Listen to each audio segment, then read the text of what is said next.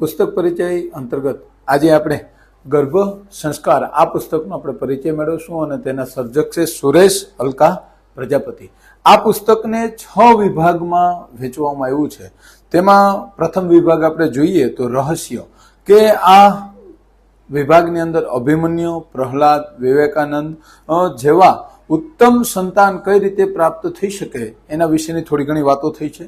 ત્યારબાદ બીજા વિભાગની અંદર આપણે વાત કરીએ તો પૂર્વ તૈયારી, કે જે લગ્ન સંબંધ પહેલા જ્યારે પાત્રની પસંદગી કરવામાં આવે, સ્ત્રી અને પુરુષ, એટલે યોગ્ય પાત્ર પસંદગી કરવાની વાત છે। ત્યાર પછી જ યોગ્ય પાત્ર મળીએ એની સાથે લગ્ન સંબંધ કરવો અને ખેતીના ઉદાહરણ દ્વારા અહીંયા સર્જકે થોડું ઘણું ઉત્તમ ખેતી કે ઉત્તમ પાક લેવા માટે આપણે ફળદ્રુપ જમીનની જે કંઈ વાત છે એ ઉદાહરણ અહીંયા આપ્યું છે। ત્યાર પછી વિભાગ 3 ની અંદર ગર્ભાધાન, કે પુરુષ અને સ્ત્રી જ્યારે ગર્ભાધાન કરતી વખતે તેની પહેલા કેટલીક બાબતોનું જે કંઈ ધ્યાન રાખવાનું છે, પૂર્વ તૈયારીઓ, પ્રાર્થનાઓ અને જે કંઈ યોગ્ય દિશામાં જે કંઈ કામ કરવાનું છે એ આ વિભાગમાં વાત થઈ। ત્યાર પછી વિભાગ 4 ની અંદર ગર્ભ અવસ્થા, કે ગર્ભ વ્યવસ્થા દરમિયાન જે ગર્ભધારણ થયા પછી આપણે શું કરવું છે, તો કે યોગ્ય એની રહેણી કહેણી છે અને જે સ્ત્રી અને પુરુષ બંને છે એનામાં જે કંઈ ખામી ખૂબી છે, કંઈ વ્યસન છે,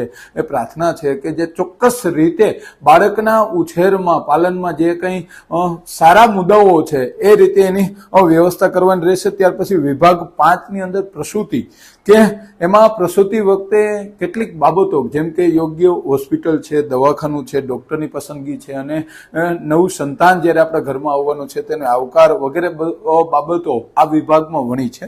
ત્યાર પછી વિભાગ 6 ની અંદર પ્રસૂતિ બાદ પુરુષ અને સ્ત્રી, અત્યાર સુધી પુરુષ અને સ્ત્રી જે છે એ હવે પ્રથમ વખત એ પણ માતા પિતા બને છે, ત્યારે કેટલીક જવાબદારીઓ અને કેટલીક વ્યવસ્થાઓ અને કેટલીક બાબતો ઉપર તેના માતા પિતાએ પણ ઘણી બધી ગોઠવણી કરવી પડશે। એ બધી વાત પ્રસૂતિ બાદના પ્રકરણમાં થઈ છે। ત્યાર પછી છેલ્લે અને અન્ય, કે કેટલાક મહત્વના પ્રશ્નો અહીંયા રજૂ થયા છે। પછી સગર્ભા માટે કેટલાક આસનો, જે કંઈ કસરતો છે એ અહીં મૂક્યું છે અને ત્યાર પછી બાળકને ઉત્તમ પેરેન્ટિંગ માટેની એક મોબાઈલ એપ જે કંઈ છે એ પણ અહીં સરસ રીતે મૂકવામાં આવી છે। અને સમગ્ર પુસ્તકને અંતે ખાસ કરીને આ પુસ્તકની સૌથી મોટી વિશેષતા એ રહી છે કે એ કલરફુલ આખું પુસ્તક છે, કે એક વખત કોઈના હાથમાં પુસ્તક પડે એટલે એક વખત વાંચવા માટે માણસ મજબૂર બને છે।